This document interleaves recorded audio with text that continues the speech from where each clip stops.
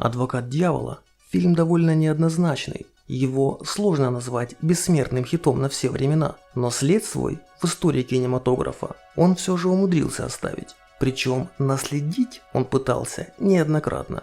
Все началось еще в 90-м, когда мало кому известный писатель Эндрю Нейдерман, опубликовавший свой роман «Адвокат дьявола», по какой-то причине решил, что он просто идеально подходит для экранизации. С чего Эндрю вдруг так решил, неясно, но парня было просто не остановить. Собравшись силами, он направился к боссам студии Warner Bros. И то ли Нейдерман был настолько убедительным, то ли американцы просто любят фильмы про всякого рода судебные процессы, но роман студию крайне заинтересовал, ведь разглагольствуя о довольно успешных продажах своей книги, кратко Нейдерман описал ее так. Речь здесь идет о юридической фирме в Нью-Йорке, которая представляет интересы только виновных и никогда не проигрывает. В качестве режиссера к проекту тут же подтянули Джоэла Шумахера, который в будущем выдаст нам настолько мощный хит «Бэтмен и Робин», что всякий вменяемый человек долго еще будет шарахаться от экранизации комиксов. Я назову свое дитя «Проклятие». Фильм Шумахера, как и следовало ожидать, планировался совершенно другим. В качестве адвоката в нем должен был выступать Брэд Питт. Да. И по замыслу Шумахера он должен был спускаться в нью-йоркскую систему метро, смоделированную по образцу кругов ада Данте в божественной комедии. Однако проект так и не состоялся. По одной из версий, это случилось из-за того, что Шумахер так и не смог найти актера, сыгравшего бы сатану. Это немало. А по другой, что из проекта поспешил ретироваться Брэд Питт, как только на горизонте ему замаячил триллер Дэвида Финчера «7». Кто знает, сколько бы нам еще следовало ожидать экранизацию, и состоялась бы она вообще, если бы Америку в 95-м не потрясло скандальное судебное дело О. Джея Симпсона, известное также как «Народ против Симпсона». О. Джей Симпсон – один из лучших игроков в американский футбол, а также актер, снявшийся в таких фильмах как «Козерог 1» и «Голый пистолет». И вот этот в прошлом любимец Америки стал главным подозреваемым в деле о двойном убийстве своей бывшей жены Николь Браун Симпсон, а также молодого официанта Рональда Голдмана. И подозреваемым этим он был неспроста. Пара была убита профессиональным ножом немецкого производства, купленным Симпсоном за 3 недели до убийства. Также на дорожке, ведущей к месту убийства, были обнаружены пятна крови, которая по своей группе совпадала с кровью у Джея. А в суду у него была еще и найдена окровавленная перчатка на правую руку, при том, что левая была подобрана полицейскими на месте преступления.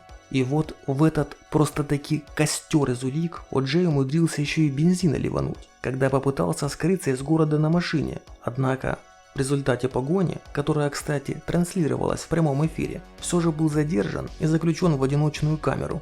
Так как Симпсон был темнокожим, а жертвы белыми, то весь этот процесс приобрел еще и расовый акцент, и защита настаивала на версии, согласно которой здесь имеет место сговор полицейских на почве их расистских убеждений.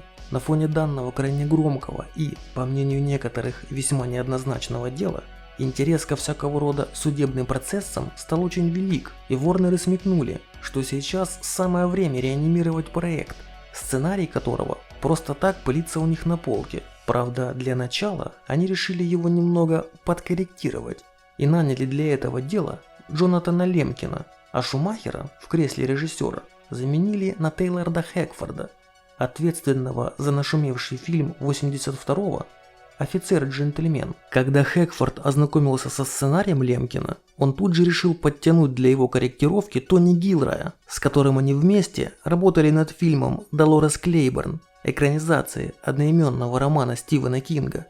Обсудив проект, Гилрой с Хэкфордом пришли к выводу, что им нужно подробнее рассказать о природе добра и зла в современном мире. Так, в частности, режиссер хотел видеть свой фильм как современную пьесу о морали, речь в которой идет об этике, о том, на что готовы пойти люди, чтобы добиться успеха, несмотря на всю их декларируемую мораль.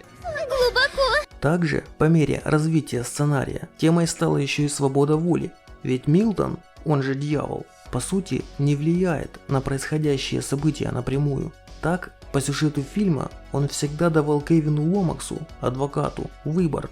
К примеру, когда его жена Мэри Энн была психически нездорова, Милтон предложил ему отказаться от дела Александра Каллена, обвиняемого в убийстве своей жены, пасынка и уборщицы, заменив на другого адвоката, чтобы Кевин помог своей жене, так как сейчас именно она нуждалась в нем больше всего. У тебя все еще впереди, сынок. Я подобрал таких присяжных, а теперь консультировать? Досадно еще бы. Разочарования случались у меня. Он даже как бы удивляется, продолжая. Ну вот что странно. Неужели тебе самому не пришло в голову отказаться от этого дела? Одного боюсь. Я брошу это дело, ей станет лучше. И я возненавижу ее. Еще больше тема выбора раскрывается тогда, когда Кевин осознает, что Каллен действительно виновен в тройном убийстве. Он сообщает об этом Милтону, когда они вместе едут на метро, и тот снова ему говорит: Поступай, как знаешь. Это твой совет? Я поддержу тебя в любом случае. Может, пришло время проиграть дело? Я тоже в свое время проиграл. Но гордыня Кевина выше морали, его тщеславие берет верх над справедливостью, и он все же решает довести дело до конца. Однако все эти философские рассуждения появились уже в финальной версии сценария, а вот на начальном этапе, помимо всякого рода моральных дилемм и правильности принятия решений, также имелись все атрибуты типичного блокбастера, а именно взрывы, дьявол с молниями из глаз, тонны спецэффектов и все такое прочее, что в свою очередь жутко не нравилось Аль Пачино, ведь Тейлор Хэкфорд в роли дьявола видел исключительно его. Здесь, правда, следует отметить, что, по словам самого Пачино, сценарий, который ему демонстрировал Хэкфорд, был еще на стадии написания, и по мере того, как он дописывался и корректировался, то нравился актеру все больше. В итоге Пачино трижды отказывался от роли и даже советовал режиссеру обратить внимание на Шона Коннери или Роберта Редфорда. Но Хэкфорд и не думал сдаваться, он лишь вновь и вновь заставлял Лемкина и Гилроя дорабатывать сценарий, пока тот наконец не устроил Пачино. Однако, даже после этого актер согласился не сразу. Так, теперь его уже не устраивал гонорар. Видя, что дело запахло керосином, в него решил вмешаться Киану Ривз, давно мечтавший поработать с Аль Пачино на съемочной площадке. Так он отсыпал ему $2 миллиона из собственного кармана, только чтобы тот наконец согласился на роль. Сам Киану Ривз, воплотивший на экране адвоката Кевина Ломакса, как и Пачино, также изначально был выбором режиссера. Да. Но почему? Потому что ты мой отец. Нет! Хэкфорд считал, что они просто идеально сочетаются в кадре, в чем, в общем-то, мы с вами и убедились. Я лично вообще считаю, что на данный момент это лучшая актерская работа Киану Ривза. Теперь я это знаю. Кстати, для того, чтобы выглядеть в кадре более уверенно, Ривз посещал суды и наблюдал за работой адвокатов. Ради съемок в фильме актер даже отказался появиться в продолжении своего хита «Скорость», а ведь за него он должен был получить $11 миллионов, что было на 3 миллиона больше, чем в «Адвокате». Правда, Киану явно не прогадал, ведь «Скорость» полностью провалилась в прокате, хотя вполне возможно, что если бы Ривз все же согласился вернуться, то и фильм бы получился совершенно другим. А вот кому пришлось постараться, чтобы попасть в проект, так это Шарлиз Терон, исполнившая роль Мэриэн Ломакс, жены Кевина. В отличие от Ривза с Пачино, актриса приложила немало усилий, чтобы попасть в фильм. Она тестировалась 4 раза, прежде чем получила одобрение Хэкфорда. Режиссер боялся, что она слишком красива, и зрители попросту не смогут ей сопереживать. К тому же, по сюжету фильма,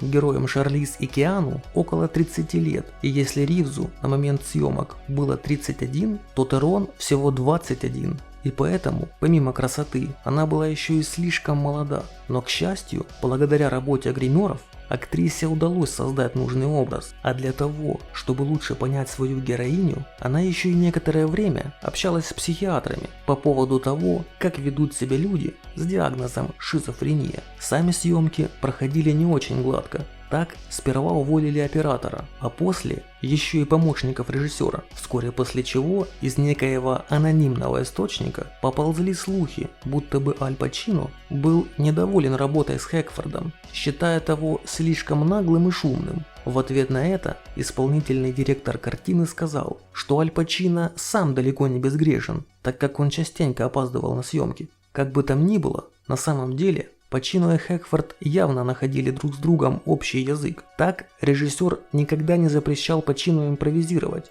К примеру, в одной из финальных сцен, когда Милтон хочет заключить сделку с Кевином, обещая ему исполнить все, что он только пожелает, актеру пришла в голову идея потанцевать под песню Фрэнка Синатры.